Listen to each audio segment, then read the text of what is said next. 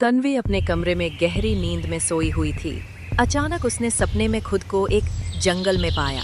चारों ओर अनजानी महक और रहस्यमयी सन्नाटा था। उसी समय एक तोता तन्वी के सामने आकर बैठ गया और उसे एकटक देखने लगा।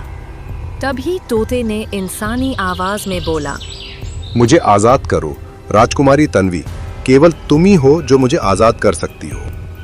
तुम इंसानी आवाज में कैसे बात कर सकते हो? तुम तो एक पंछी हो। मैं तुम्हें अभी कुछ नहीं बता सकता, बस इतना जान लो कि ये रहस्य तुम्हारे महल में छिपा है और उस तलवार को तलाशना जरूरी है, वरना तुम्हारा राज्य तबाह हो जाएगा। वो दिन दूर नहीं जब राक्षस तुम्हारे महल के द्वार तक पहुंच जाएगा। अगर वो तलवार तक पहुंच गया तो सर्वनाश निश्चित है। अगले ही पल तन्वी की आंखें खुल गई। तन्वी तुरंत अपनी माँ के कमरे में जा पहुंची और अपनी माँ को सब कुछ बता दिया जो उसने सपने में देखा था। कोई बात नहीं तन्वी, तुम्हें बुरा सपना आया होगा। सपनों के बारे में ज्यादा मत सोचो। तन्वी नाराज होकर वहां से चली गई, लेकिन इसके बाद तो जैसे रोज ही उसे वही सपना आने लगा।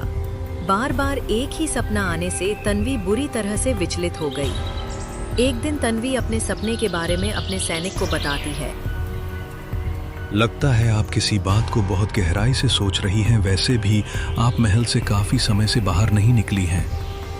मुझे लगता है आपको जंगल की सैर करनी चाहिए। हरियाली देखकर आपका मन बहल जाएगा। इतना कहकर सैनिक वहां से चला गया। अगले दिन तन्वी अकेली जंगल की ओर निकल पड़ी और एक सुंदर तालाब के पास बैठकर वो पानी को निहारने लगी। तभी दिव्या तन्वी के पास आई, जो उसी जंगल में रहती थी। मेरा नाम दिव्या है, मैं जंगल में ही रहती हूँ। वैसे तुम जंगल में अकेली क्या करती हो? अब क्या बताओ, कुछ समय पहले तक मेरे माता पिता मेरे साथ थे। उनका देहांत हो गया। तो इसका मतलब तुम जंगल में अकेली रहती हो? तुम्हें डर नहीं लगता? मैंने अपनी परवरिश जंगल में ही पाई है और फिर माता पिता की देहांत के बाद सब कुछ मैंने अकेली ही करना सीखा। जंगल के नियम राज्य के नियम से बहुत अलग होते हैं। जंगल में रहने वाले लोगों के बहुत से जंगली जानवर दोस्त बन जाते हैं। जब तुम्हें यहाँ बैठा हुआ देखा तो देखकर चौंक पड़ी, क्योंकि बहुत कम लोग इस जगह पर आते हैं। मैं माया नगरी राज्य की राजकुमारी तन्वी हूँ और सच बताओ तो मेरी कोई भी दोस्त नहीं है। मेरी हमेशा से यही तमन्ना थी कि मेरी दोस्त तुम्हारे ही जैसे कोई लड़की हो। क्या तुम मुझसे दोस्ती करोगी? हाँ, क्यों नहीं?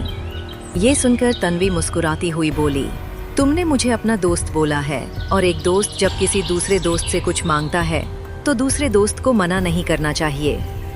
मैं माया नगरी की राजकुमारी हूँ। मैं महल में रहती हूँ। क्या तुम मेरे साथ महल चलोगी? ये सुनकर दिव्या गंभीर अवस्था में सोचते हुई बोली, नहीं तन्वी, मैं तुम्हारे साथ महल नहीं चल सकती। तुमने मुझे दोस्त कहा है और एक दोस्त दूसरे दोस्त का दिल नहीं तोड़ते। एक शर्त पे, मैं तुम्हारे साथ चलूंगी। तुम कभी किसी को जाहिर नहीं करोगी कि मैं तुम्हारी दोस्त हूँ। तन्वी, हमारी दोस्ती का किसी को शक नहीं होना चाहिए, क्योंकि जंगल में अनजान दोस्त मिलना महल के लोगों को शंका में डाल सकता है। वो तुमसे तमाम तरह के सवाल करेंगे और शायद मुझसे भी सवाल किए जाएंगे। तुमने बिल्कुल सही कहा, लेकिन तुम चिंता मत करो। मैं तुम्हारी और अपनी दोस्ती के बारे में किसी को भी शक नहीं होने दूंगी। तो फिर तेरा महल का कोई आदमी हम दोनों के सामने आएगा तो तुम मुझसे दासियों की जैसा बर्ताव करोगी और महल के लोगों को यही बताओगी कि मैं तुम्हारी दासी हूँ। तन्वी दिव्या को महल की ओर ले गई, लेकिन जैसे ही वो महल के द्वार पर पहुंची, तन्वी ने देखा कि महल के द्वार पर एक सैनिक मृत अवस्था में पड़ा था। सामने मंत्री जी खड़े हुए थे। जैसे ही मंत्री की नजर तन्वी पर गई, वो चौंकते हुए तन्वी की ओर देखकर बोला,